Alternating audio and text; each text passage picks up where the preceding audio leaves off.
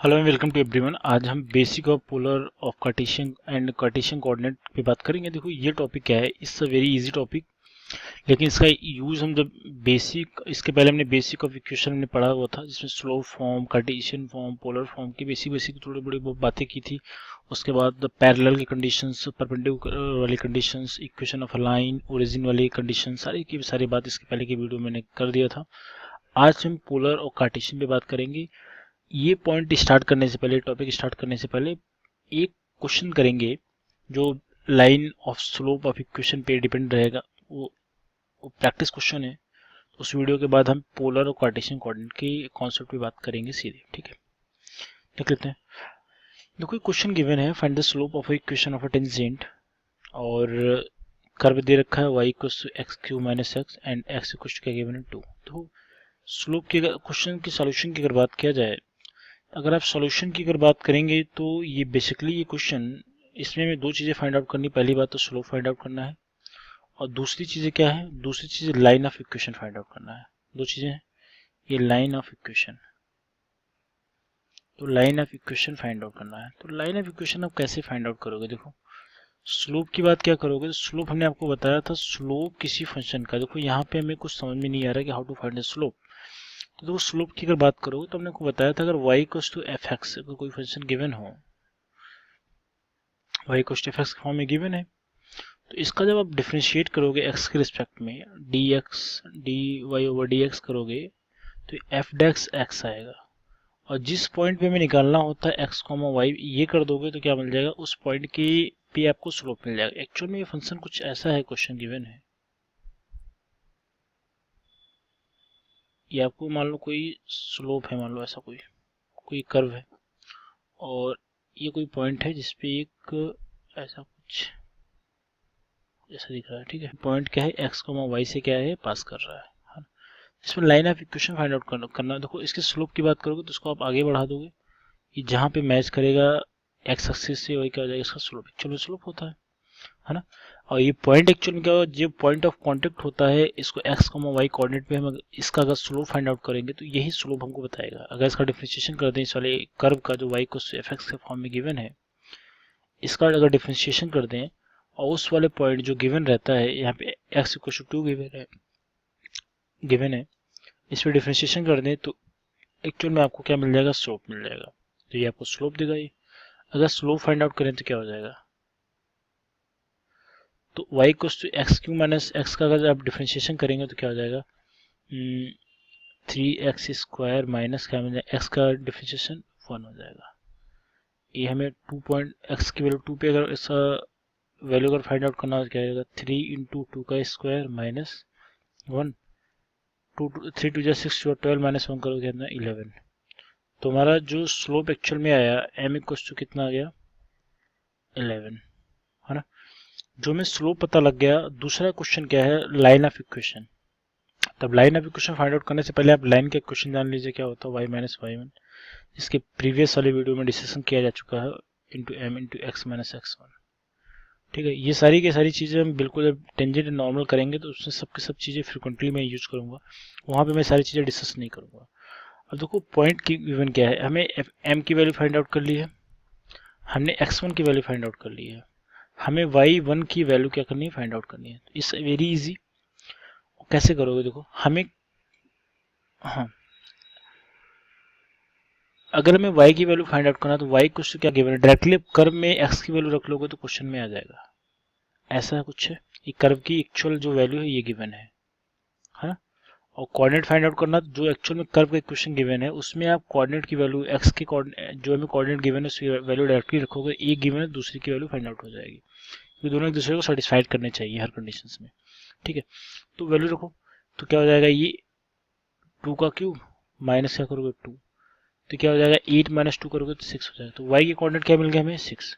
तो एक्चुअल में जो कोऑर्डिनेट मिलने चाहिए x, y, 6, और स्लोप हमें क्या मिला है, स्लोप मिला है 11। अब लाइन का इक्वेशन लिख लीजिए, y minus y one, y one करोगे क्या हो जाएगा 2, और x माइनस एक्स वन करो, m की वैल्यू कितना होगा, m x minus x one करोगे क्या हो जाएगा, ये एक्चुअल में ये y की वैल्यू 6 है, यहाँ पे y1, यहाँ पे 2 है। जब इसको आप मल्टीप्लिकेशन करोगे तो क्या हो जाएगा, ये 11x माइनस 22 y माइनस 6, इसको जब आप लाइन के फॉर्म में लिखोगे क्या हो जाएगा, 11x minus Y equals to क्या हो जाएगा 16। इसको चाहो तो y इक्वल्स टू, इसका आंसर ये भी सही है। इसको चाहो तो आप y equals to M X plus C के फॉर्म में लिखोगे तब भी एक लाइन का क्वेश्चन मिलेगा। तो y इक्वल्स टू क्या हो जाएगा, y इक्वल्स टू क्या हो जाएगा 11x माइनस 16, ये भी इसका आंसर हो जाएगा। तो दोनों इस क्वेश्चन के लिए आंसर है, ठीक है। और इस कंपैरिजन करोगे तो देखो यहाँ पे y m की वैल्यू क्या है, आपको 11 दिख रही है, c की वैल्यू क्या दिख रही है। तो ये सारी भी चीज़ें आपको पता होनी चाहिए, ठीक। तो अब आते हैं पोलर और कार्टेशियन कोऑर्डिनेट, जो कि मैं एक्चुअल में आज का टॉपिक है। तो पोलर और कार्टेशियन कोऑर्डिनेट की अगर बात करोगे, एंड कार्टेशियन कोऑर्डिनेट को आप रेक्टेंगुलर फॉर्म भी कहते हैं, रेक्टेंगुलर फॉर्म भी कहते हैं, ठीक है। तो कोऑर्डिनेट, इसका बेसिक क्या है, देखो अगर एक्स, बहुत ध्यान से देखिए एक बार में सारी चीज समझ में आ जाएगी। आपको पता है ये एक्स एक्सिस को रिप्रेजेंट करता है, ये वाई एक्सिस को रिप्रेजेंट करता है। और इनकी अगर बात करें, अगर मैंने ये पॉइंट अगर ले लिया, मान लो ये पॉइंट ओ है, इसको हमने कुछ ऐसा बढ़ा दिया, इसको हमने पी ले लिया। बहुत ध्यान से देखिएगा, इसमें दो चीजें होती हैं। एक आपने देखा होगा एक्स और वाई के फॉर्म में कभी कोऑर्डिनेट दिए रहते हैं। जो एक्स और वाई का फॉर्म जो गिवन रहता है, इसको बोलते हो एक्चुअल में, इसको रेक्टेंगुलर वाला फॉर्म बोलते हो, या फिर इसको कार्टेशियन कोऑर्डिनेट कहते हैं, कार्टेशियन कोऑर्डिनेट। ये चीज तो आप अक्सर देखते होंगे। ये चीज कभी कभी आपने देखा होगा, ये चीज ऐसी भी लिखी जाती है आर और थीटा के फॉर्म में। हाँ, यहाँ पे जो पी की वैल्यू है, पी का पॉइंट है, कभी आपको आर थीटा के फॉर्म में गिवन रहेगा, कभी एक्स और वाई के फॉर्म में गिवन रहेगा। तो ये एक्चुअल में क्या आएगा, इसको बोलते हैं पोलर कोऑर्डिनेट। ये क्या है आपका पोलर कोऑर्डिनेट, ठीक है। तो आपको ये भी चीज पता रहनी चाहिए। इतनी चीज समझ में आ गई। अब इसमें और अगर हम बात करें, इसको अगर हम इस वाले पॉइंट से अगर मैच करा दें, ये यहाँ से यहाँ तक डिस्टेंस हमने मान लो सपोज कर लिया ये एक्स पॉइंट है, इसको ओ लिया, इसको पी लिया, तो इसको हमने मान लिया सी ले लिया, है ना। अब इसको हमने वाई पॉइंट ले लिया और इसको हमने क्या कह दिया, मान लो आर है, ठीक है। विजिबिलिटी नजर आ रही है आपको। हाँ, अगर इतनी चीज समझ में आ गई है तो देखिए यहाँ पे अगर पोलर और कार्टेशियन कोऑर्डिनेट की अगर बात किया जाए, तो एक्चुअल में जो चीजें लिखी जाएंगी, इससे मैं आपको कुछ चीजें बता देता हूँ। जैसे हमने कहा कि ओ पॉइंट जो आपको दिख रहा है, ओ पॉइंट क्या बताता है आपको, पोल बताता है। क्वेश्चन में अगर आपसे पोल की बात करेगा तो आप ओ पॉइंट पे आके रुकोगे, ये वाला पॉइंट, ठीक। अगर ओपी की बात किया जाए कि what is OP, OP is a polar line. अगर ओ एक्स की बात किया जाए, ओ सी की बात किया जाए, तो ओ सी इज, याद रखिएगा, इनिशियल लाइन। क्वेश्चन में डायरेक्टली देता है कभी कभी इनिशियल लाइन। और उसके बाद अगर हम ओ, ये सारी चीज समझ गए, ठीक है। तो ये बेसिक पॉइंट पता रहना चाहिए। एक चीज और याद रखिए, जो कभी कभी ये एंगल थीटा गिवन रहता है, थीटा याद रखिएगा ऑलवेज, अगर आप घड़ी के चलने की विपरीत दिशा में एंटी क्लॉकवाइज डायरेक्शन में चलोगे तो ऑलवेज पॉजिटिव लिया जाता है। और क्वेश्चन में ऑलवेज पॉजिटिव ही लेना हो जब तक क्वेश्चन में आपको डायरेक्टली अलग या तरीके से स्पेसिफाइड ना गया हो, ठीक है। इतनी चीज समझ में आई।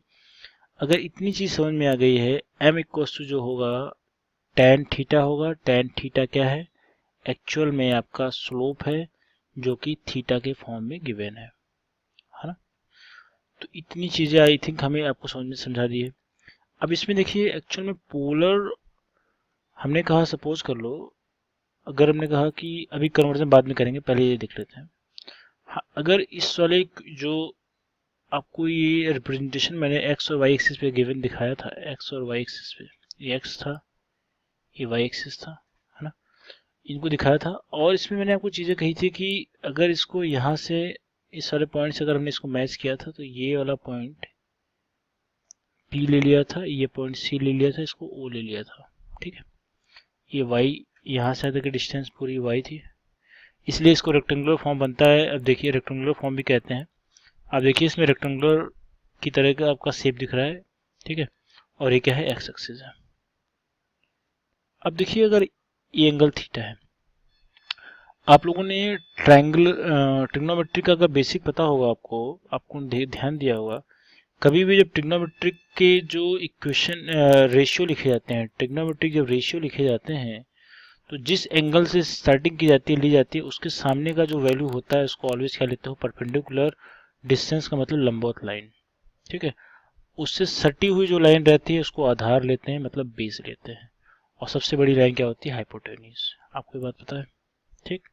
अब इस चीज का यूज करके, क्योंकि ये राइट एंगल ट्रायंगल है, ये 90 डिग्री है, क्योंकि राइट एंगल ट्रायंगल है, अगर x इक्वल टू लिखा जाए तो x इक्वल टू क्या हो जाएगा, cos थीटा के लिए अगर लिखा जाए cos थीटा इक्वल टू, और एक मिनट रुको, अगर cos थीटा लिखा जाए तो क्या हो जाएगा, cos थीटा अगर लिखे तो क्या हो जाएगा, cos थीटा इक्वल टू होता है बेस ओवर क्या होता है, हाइपोटेन्यूज, आधार बटे कर्ण, बेस क्या है हमारा x और बटे h हो जाएगा। h की वैल्यू क्या है, इसकी जो वैल्यू एक्चुअल में है हमने r लिया है, इसके पहले वाले क्वेश्चन में आप देखा होगा, तो इसकी जगह पे आप r भी लिख सकते हो। अगर x की लिखा जाए तो क्या हो जाएगा, x equal to r cos theta हो जाएगा, है ना। एक चीज तो आपको यहाँ से ये दिख रही है, और दूसरी कंडीशन में अगर लिखे हैं, हमने कहा कि साइन थीटा इक्वल टू देखोगे क्या हो जाएगा, सेम सेम उसी थीटा के लिए, तो ये हो जाएगा परपेंडिकुलर अपन हाइपोटेन्यूज। परपेंडिकुलर कितना है, y ओवर r, अगर y की वैल्यू लिखा जाए क्या हो जाएगा, r साइन थीटा, ठीक। ये बात समझ में आ गई, x की वैल्यू y की वैल्यू पता लग गई। इससे में ये पता लगता है अगर x और y गिवन हो, हमें इसको पोलर फॉर्म में कन्वर्ट करना हो, पोलर कोऑर्डिनेट इसके फाइंड आउट करनी हो r कॉमा थीटा के फॉर्म में, तो आप x equals to r cos theta और y equals to r sin theta. ये क्वेश्चन ऐसा है, ये पोलर का कार्टेशियन में कन्वर्जन करने के लिए आसान है, ठीक है। अगर हमें पोलर का कार्टेशियन में कन्वर्जन करना हो तो x equals to r cos theta लिखोगे, y equals to r sin theta लिखोगे, जिससे इस पोलर का, ये पोलर फॉर्म है, पोलर फॉर्म का ये कार्टेशियन फॉर्म, कार्टेशियन कोऑर्डिनेट में क्या हो जाएगा, कन्वर्जन हो जाएगा, ठीक है। इसमें कुछ चीज़ें और देख लेते हैं, ये चीज़ समझ में, इतनी चीज़ समझ में आ गई, जिससे हमको x, y मिलेगा, जो कि हमें क्या बताएगा, ये कार्टेशियन कोऑर्डिनेट, तो ये कार्टेशियन कोऑर्डिनेट हमें पता लग जाएगा इससे, ठीक है। और इसमें एक चीज़ और देखिए, अगर हम tan थीटा लिखें जो कि हमें स्लोप बताता है, तो ये आएगा y ओवर x। अब थीटा का लिखना चाहेंगे तो क्या हो जाएगा, tan inverse y over x। m बराबर क्या, इसको आप चाहें तो m बराबर भी लिख सकते हैं, m बराबर tan inverse y over x। तो ये सारी चीज़ें आपको पता रहनी चाहिए, ऐसा आप लिखोगे थीटा फाइंड आउट करने के लिए। इतनी चीज़ समझ में आ गई है, ये पोलर और कार्टेशियन के बाद समझ में आ गई। इसमें कुछ चीज़ें और देखिए, अगर हम इस चीज़ को, अब आते हैं कुछ और चीज़ें देख लेते हैं। अगर हमने, तो सी यू नेक्स्ट वीडियो, क्योंकि ये वीडियो काफ़ी बड़ा हो रहा है, तो इसके बाद के वीडियो में हम कुछ कार्टेशियन पोलर के कुछ और कॉन्सेप्ट करेंगे, जो कि इसी के बेस पे आपको चीज़ें और भी कॉन्सेप्ट सीखने को मिलेगा। तो see you in next video, and ये सारी चीज़ें कॉन्सेप्ट में जो बता रहा हूँ इस सब वेरी इंपॉर्टेंट, जो आगे टॉपिक्स में डायरेक्टली यूज किया जाएगा। और ऐसा एक टॉपिक है पोलर और कार्टेशियन का, आगे आप चाहे कोई भी टॉपिक पढ़ो, चाहे वॉल्यूम का रिवॉल्यूशन कर लो, चाहे स्पीयर का रिवॉल्यूशन कर लो, रेक्टिफिकेशन कर लो, बहुत सारी जगहों पे आपको Cartesian coordinate, parametric form, polar form, ये सारी चीज़ें यूज करना पड़ेगा। तो ये ऐसा नहीं कि आपको यहीं तक इसका एप्लीकेशन है, तो इसका यूज डायरेक्टली आपको बोल के क्वेश्चन में बोला जाएगा कि इसको पोलर फॉर्म में कन्वर्जन करें, कार्टेशियन फॉर्म में करें, पैरामेट्रिक फॉर्म में करें। पैरामेट्रिक तो हालांकि यहाँ पे नहीं पढ़ेंगे, लेकिन ये है कि ये सारी चीज़ें जो मैं बता रहा हूँ आपको आगे की टॉपिक जो कई चैप्टर्स में आपको डायरेक्टली यूज करना पड़ेगा। सो सी यू।